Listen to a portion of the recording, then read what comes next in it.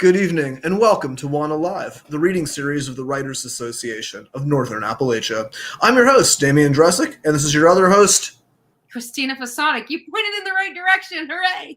Well, I also don't have a fever of 103 this week, so I'm hoping to be a little bit more cogent and on the case. So you're no longer hot-blooded. You know the song? Let's leave Foreigner back where it belongs, please.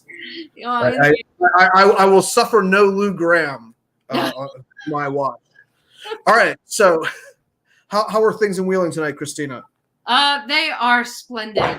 We're coming in on two things. The end of the spring semester, my students are turning up the volume, on their work, which is good.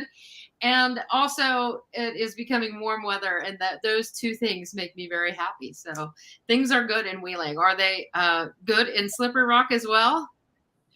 The sky looks like dirty cotton and it's pissing down rain. So it's typical Slippery Rock. Yeah, I'll keep wheeling. Thanks. Anyway, so who do we have?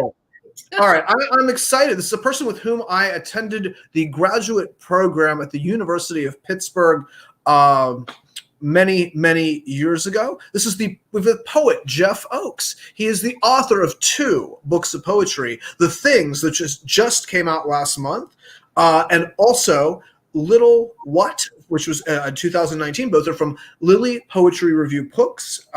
His poetry and essays have appeared in a number of literary journals, many of them very, very fancy. And in anthologies, the anthology Brief Encounters, a collection of contemporary nonfiction, and My Diva, 65 gay men on the women who inspire them. He teaches writing at the University of Pittsburgh. Let's bring out Jeff.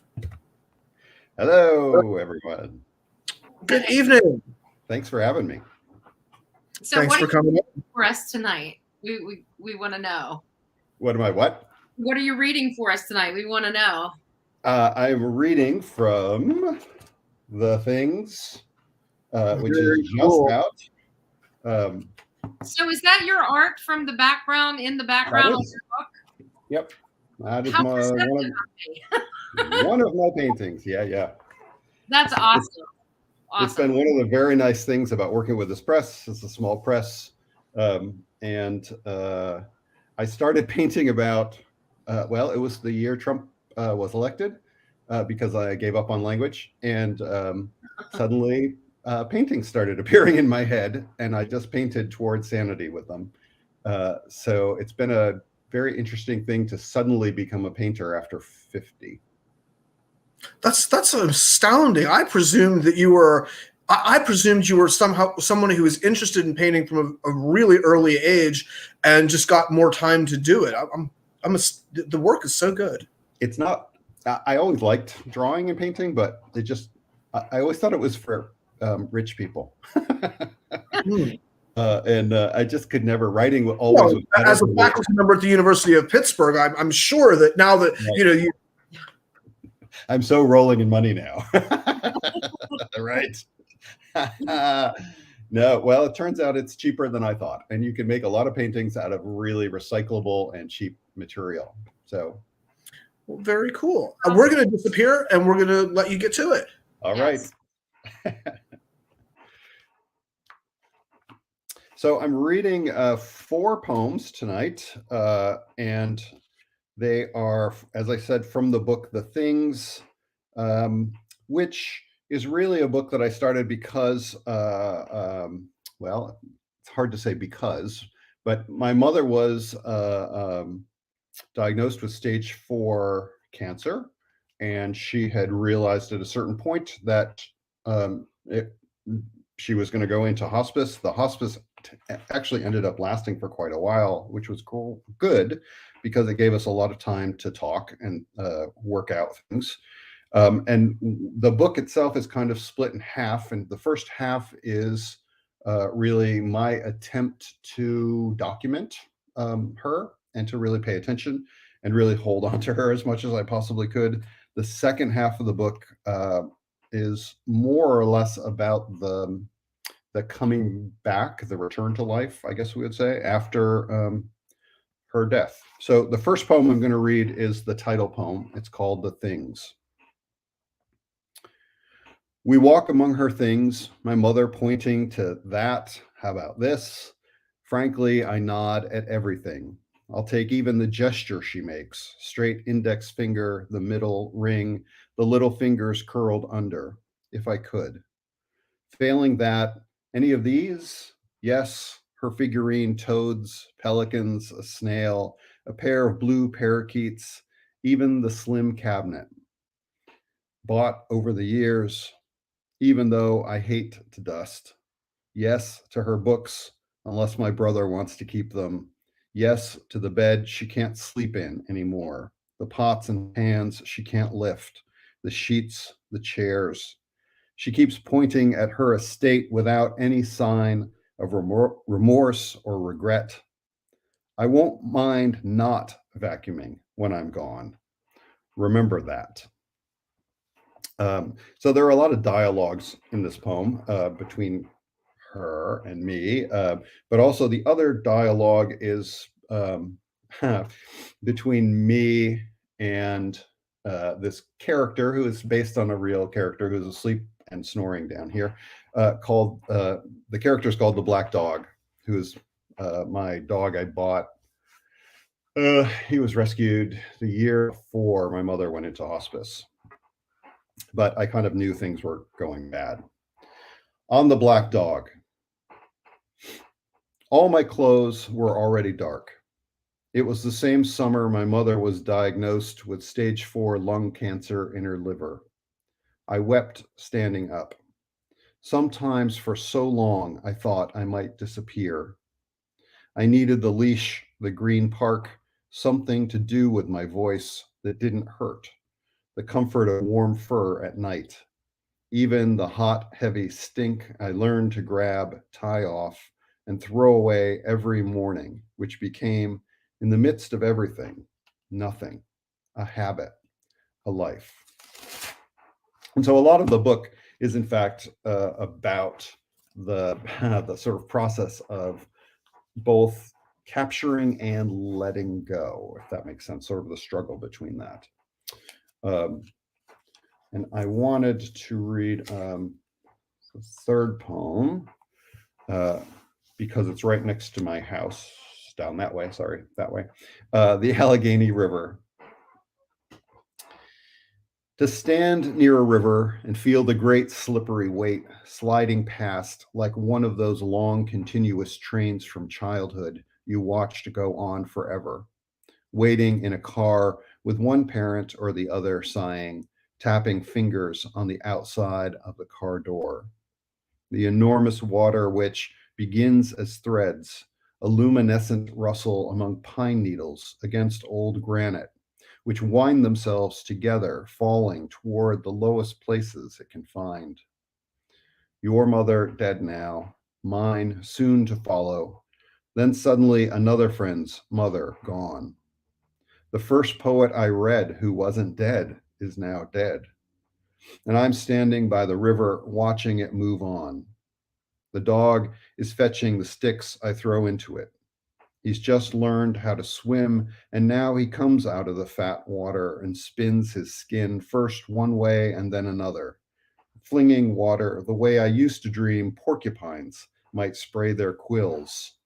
To stand and just watch it move, slide, press on, all the weight of water, without choice, without a thought for what goes into it, or where it goes, or what comes out again, to throw a stick back into it for the dog to rescue. And then the third poem I'm reading is sort of from the second section, which, and one of the reasons I wanted to read it was because of the person. It's a dream poem, and the person in the poem is the poet Irene McKinney, who was really a wonderful West Virginia poet who used to show up at Pitt every so often, and she would come and read. And for some reason, because she also, well, the poem says this, she also died of cancer, she showed up in a poem of mine in a dream of mine, and I wanted to bring her into this because I really love her work. Talking to the Dead. This time it was Irene, whom I hadn't known well but always wanted to. A poet, teacher, red-haired and casual, a tough mountain woman who died, like my mother, of cancer. She appeared inside another dream in which I was running from a monster, a sky-filling kind of danger, like Godzilla. She'd been doing errands when I saw her and followed her home. The problem was I couldn't remember the name of someone I thought she also knew. Not Pat, not Maggie, not RJ or Aaron. It was a woman, but not X or Y. Meanwhile, Irene went on making tea around me, waiting out my inability, which never resolved itself. Maybe it was the fear of forgetting she was waiting out in her practical and kind way, busying herself around me until I woke finally to the sound of the wind pushing a can down the street. Woke up in a sweat, the world having warmed up too much for the comforter I was under. Woke up alone, having snored my poor husband into the other room again, whose own mother, we feared, was facing a hard diagnosis. I lay there listening to the fan whir that helps him get to sleep every night, that grinds and soothes and smooths his iceberg thoughts. I am old, I think, for the 1000th time, and he's young, unused to dream talking with the dead, without a cast of kitchens yet to imagine, still too new to life to even know how good it felt to have had Irene there, buzzing around as I went on with name after name until I came finally to a nothing, a namelessness, inside which I was sure there was someone lost to me, and I felt some urge to recover. The monster of the dream had stopped mattering a long time ago. The whole world might be burning, but I wanted a single name back. The tin can outside went on clattering down the street like a man trying to remember something he saw once, maybe 30 years ago, maybe said 2 sentences to. Something like a storm was swelling the sky with wind. But so far, nothing was falling that I could hear, that I could say the name of. And that's it. Thank you. Wow. That was amazing. I really love the imagery throughout, and you know, the gut-wrenching force, I think, of things like, the bed she can't sleep in, and all the things you start thinking, I think, when you lose someone or when you're about to, that how useless some things become. Yeah, You there know, are a lot of that in the book. yeah, The things that's partly what the things is about as a title, is like these things that you inherit, but then the things that for my mother, for instance, completely lost meaning, but for me, just gained meaning in the process. yeah, like a shift of or covalence or something of meaning that yeah, that it was really extraordinary. I really loved your work. Yeah, and this I don't know, this sort of emotional sorting, like what do I keep,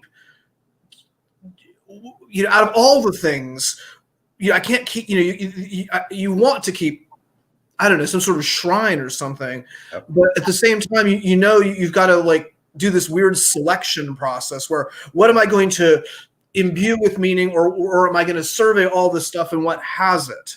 Yep. Yeah, no, I thought that was really. I think it's like I think everybody like who loses a parent, it's like a subliminal.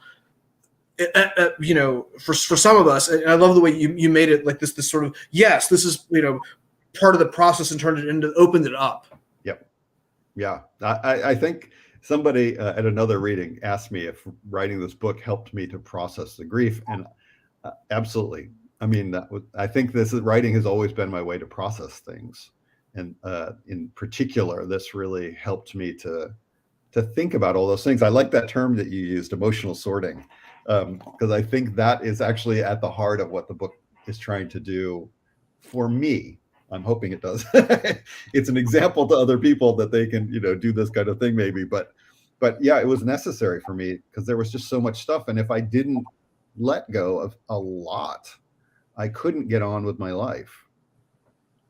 Well, and I think that, part of that process begins before someone passes, and then afterwards it continues. And then after that, it continues, because I feel like even if you're very judicious with giving away or throwing away or disposing of things, that it takes a long time. Those things continue to follow us. Yeah. Just like the emotions. But, we often don't know what we feel until we write it down, right? That's right. Yep. That's right. Yeah. I was so glad that you talked about and referenced Irene McKinney. I love her work so very much. And she was very good friends with my friend, Mark Harshman, the poet laureate of West Virginia. And I just love any reference to her, because she was such a important figure for me, and her language and her poetry and just her personality.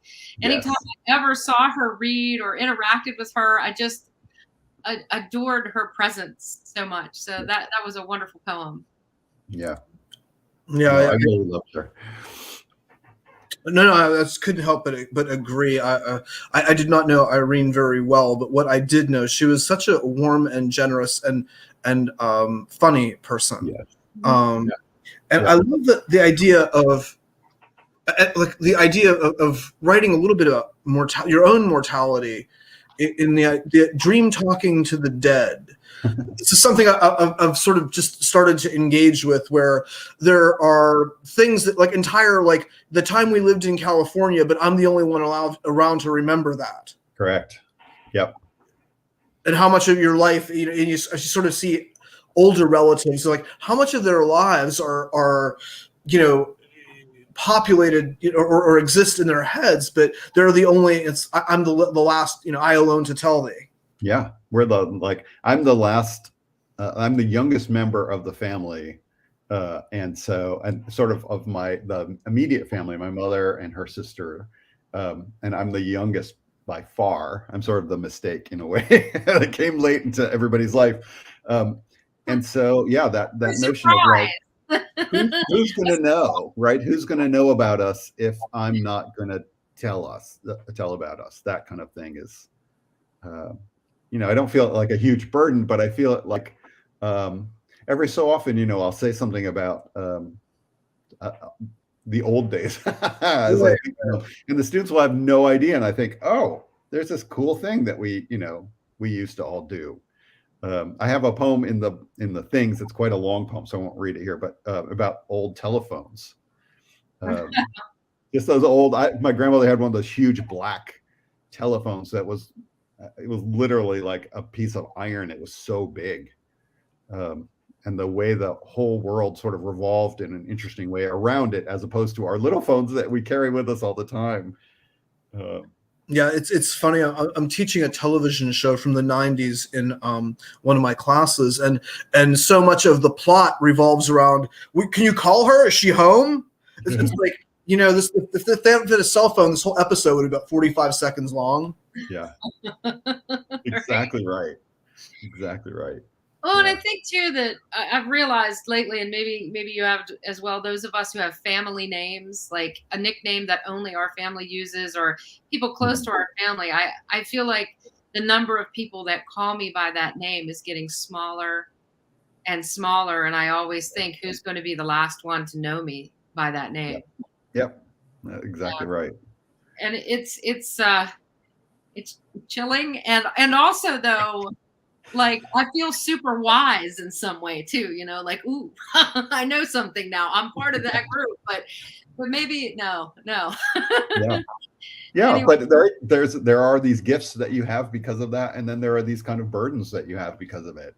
Oh, yes. Yeah, that's what makes interesting poems for me. For sure, all the things. Right on. So where can people? Are you going to be reading live anywhere? I should know this right off the top of my head. April 16th, Saturday, White Whale. I believe it's going to be live streamed. Super cool. So that'll be, I'm reading with the poet Ralph Culver. Damien, did you know Monty Culver? A little bit. He's Monty Culver's son. Okay. Who also became a writer. And so he and I and Nancy Corbel are reading together. Super cool. So if you got a taste of Jeff Oaks' The Things and you'd like to get a little bit more of it, that is The White Whale on the 16th of April. And then I'm presuming The White Whale is also a place people can buy your book. Yes, they should be able to. Yep. Buy local. All right. Always. Well, thanks, everybody. Yes. Thanks, everyone. Thanks, Jeff. And see everybody next week. Good night. Have a good night, y'all. Thanks again, Jeff. Thank you.